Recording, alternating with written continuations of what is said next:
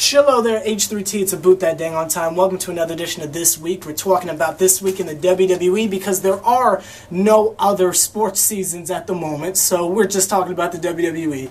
I know what you guys are saying. Where's Crawford? You know, two reasons. According to the storyline, he's still injured from the dang on match at the Bueno Games, and real life excuse, I don't feel like going upstairs and getting the wig. Just keep it at 1,000. Crawford will be back eventually though, but that's a basket of neither here nor there. So, we're talking about dang on SmackDown versus Raw. Let go. Ladies and gentlemen, please buckle up. It's About That Dang on Time.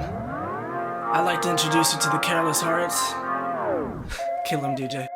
Now, in the comparison of the two shows, I have to say, unfortunately, and yes, unfortunately, I don't like beating up on SmackDown, but unfortunately, Raw was so much freaking better than SmackDown. So much so, it was actually kind of painful to sit through SmackDown. It felt like a waste of time. Honestly, if AJ Styles were to get hurt, I wouldn't even watch SmackDown. And I'm keeping that all the way 1,000. If AJ Styles got drafted to Raw or he got hurt, I wouldn't even watch SmackDown. That's the point I'm at.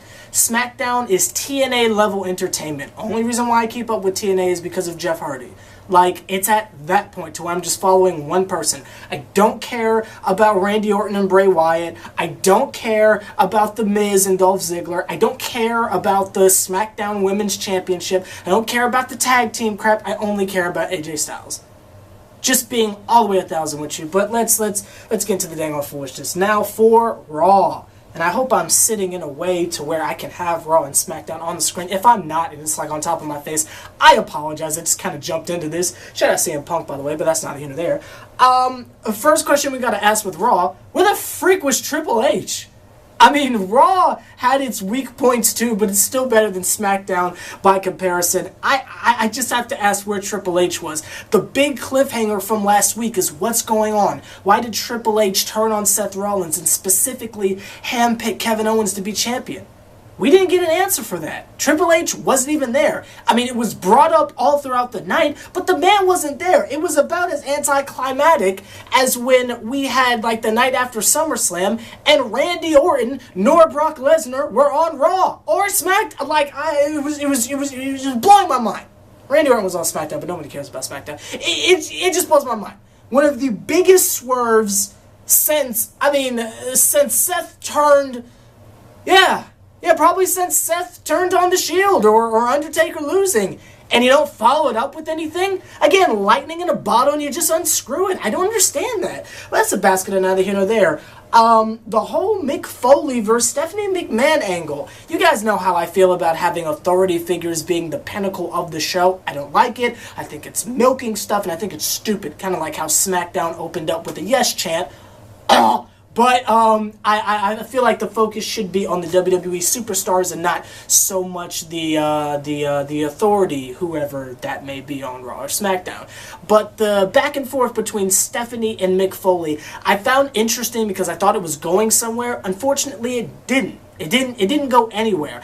And I gotta ask, and I know everyone on What Culture is saying this, but, you know, I just kind of have to echo that for a second. Is Stephanie McMahon a heel or a face? 1 second, she's, like, on the extra defensive, like, I didn't know that my husband Triple H was gonna do blah, blah, blah, blah. Everyone's against me. But then the next second, she's all extra mad, like, who do you think you're talking to, Mick Foley? Seth Rollins, you're suspended, blah, blah, blah, blah. But then the next second, she's getting chewed out by the whole roster, and she's playing pity party mode. I don't get, like, the tone of her character anymore. I don't understand it. Again, wasted opportunity for something cool, but that's neither here nor there. Now, it goes into the dang on question that I have next. Seth Rollins versus Kevin Owens. Why? Why does Seth Rollins deserve a shot at the Universal Championship? You know, he's my favorite wrestler at the moment. Obviously, under Hardy and Punk. But at the moment, Seth Rollins is that guy. But his storyline has to make sense. Why is he gifted another title shot? I didn't understand why he just kind of got it last time, and I don't get why he just kind of gets it this time. Yeah, he was screwed over by Triple H, but he didn't earn the championship opportunity. He just kind of got it. And then later that night, they say, oh, Roman Reigns, you were screwed too. Here's a title shot at you too. Leading to another friggin' championship triple threat match again? We just had one with the Shield. I don't know, y'all. I love Seth. I really do. I don't really mind Roman Reigns that much because he's not really doing much at the moment and they're not letting him talk. They're just letting him be a jerk, and that's awesome. Just turn the man heel already. And it's cool that Seth Rollins is kind of turning face here, but you have to give us a reason to feel sorry for the man. He got turned on by Triple H, but Triple H wasn't there to rub it in, so how is the casual fan supposed to feel sorry for Seth? Or be convinced that he deserves another shot? I don't get that at all. Right now, there are 3 heels fighting for the Universal Championship. Basically, there's 3 heels fighting over the belts. Who are we supposed to feel bad for here? Kevin Owens is doing a decent job as champion. He's not, getting as much off as he could, but, it's his first time having a major, and NXT championship does not count, so major championship, so it's going to take a little while for him to warm up to it. But thankfully, he's got Chris Jericho there to help him along the way, because you guys know I love everything that Chris Jericho is doing at the moment. It doesn't matter that he's jobbing out more than dang on, who's that one guy? Just had it. Not Amari, not Abari. Who's the Indian guy that's losing a lot right now? Jinder Mahal. He's jobbing out more than Jinder Mahal, but he's doing it in such an entertaining way. I don't mind. The promos he's cutting, the friendship with Kevin Owens because Lemons, I think it's absolutely hilarious, so I don't mind it. Going on to my next point, repackaged Bo Dallas because Lemons. Do I like it? I don't know. I want to see where it goes, but that's a basket of neither here nor there. Next question, what the frick happened to the club? Why are they a laughing stock? Why are they a joke? That New Day segment with Old Day was horrible. Horrible. Horrible. Hashtag make the club good again. Screw Darren Young. Make the club good again. Great. My bad. Got my Trump reference wrong, but that's neither here nor there. Honestly, I'm a little bit happy about this next point. Nia Jax has a legitimate rivalry along with dang on, who's that guy? Braun Strowman. I'm really happy that the squash matches have come to an end. It looks like Sin Cara is going to have a little bit of a rivalry with Braun Strowman. We know who's going to win, but it's just nice that he's going to have actual matches now. The same thing with, I would assume, almost said Vivica Fox, Alicia Fox and Nia Jax. Hopefully these are 2 rivalries and storylines that we're going to get other than, oh, they're 2 strong people that beat people up. I'm glad there's story now, but that's also a basket of neither here nor there. Last thing I just want to bring up for Raw, because honestly there's not really much to say, but last thing I want to bring, I'm going to bring up one more point about Raw, but my second to last point is, where is Rusev? I don't even have anything to back that up. I'm just asking a serious question. Where is Rusev?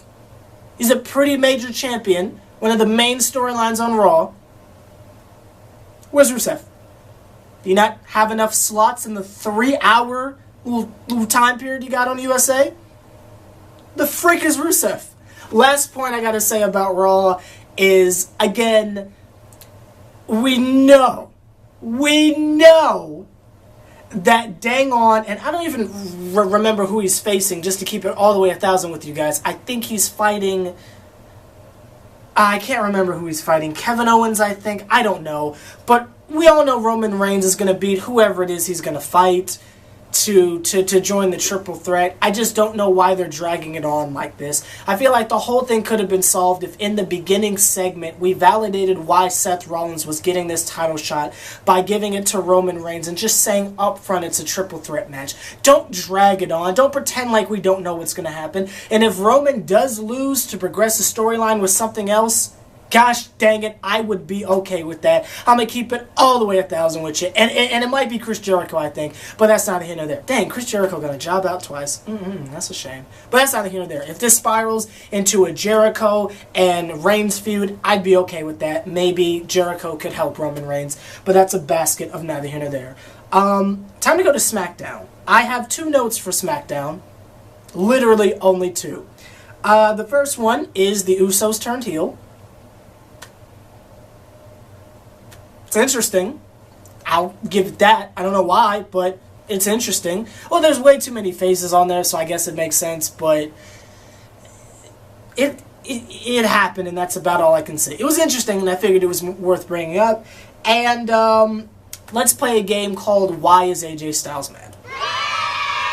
Now, this week on Why is AJ Styles Mad, this man broke a man's cellular device, and he bullied one of the staff people because lemons. And then when he got served on the mic by Dean Ambrose, which in itself is an L, he kicked Dean Ambrose in the balls.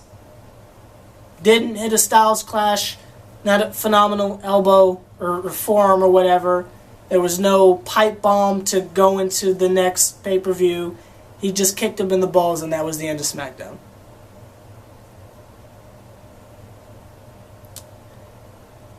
I guess it's okay because AJ Styles is my second favorite wrestler in the WWE at the moment, and he's the only reason why I'm watching SmackDown, so it's okay. Anything he does is cool, but why?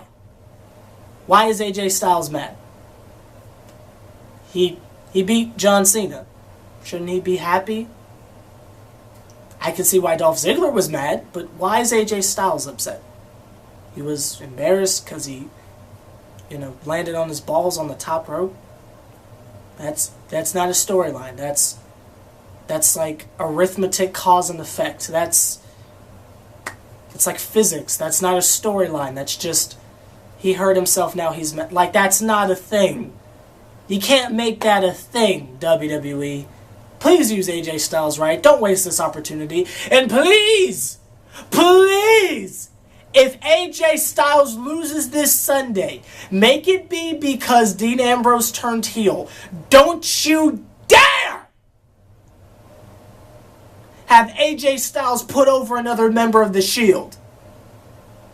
Like, comment, subscribe, H+III+T.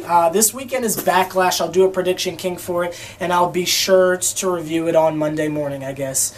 But other than that, there's not really much I could say. This week in wrestling was kind of that's about all I can say. Yeah, like, comment, subscribe, H+III+T. You see another Triple OG putting in as much work as me. Do me a favor, point him out. And see you guys in a little bit for Prediction King. What team are we talking about today? Denver Nuggets, I think. So see you guys in a little bit.